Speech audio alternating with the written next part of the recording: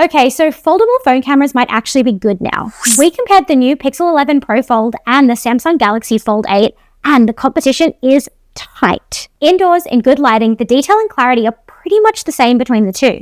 The colors and contrast are slightly different. Samsung still amps up the contrast and vibrancy a bit, but even at 8x zoom, these two pictures are neck and neck. When we go outside, you can see a similar level of detail on both of these, especially when we crop in on that orange.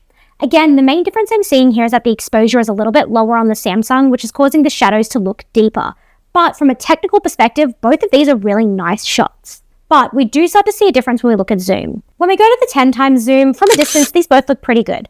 Nice color balance, slightly different focus, but when we crop in and look at the leaves in the far background, the Pixel really pulls ahead.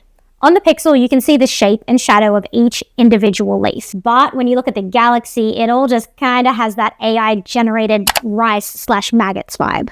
And look, this does make sense because the Z Fold 8 doesn't actually have an optical zoom lens like the Pixel does. Instead, it uses AI enhancements to make pictures look theoretically better, but in this case, just kind of different. Things flip back the other way for motion though. You can see motion blur on both of these pictures, but it is far more pronounced on the Pixel than it is on the Galaxy. While my hair is the biggest issue on the Samsung, almost every part of me has some sort of blur on the Pixel. Lastly, let's take a look at night mode. Samsung's image looks the most balanced in my opinion.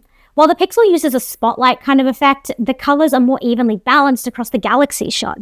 You can actually tell it was shot in low light and it looks intentionally so. There is also some weird artifacting happening on the letters of the books on the Pixel, which do have just a hint of AI to them.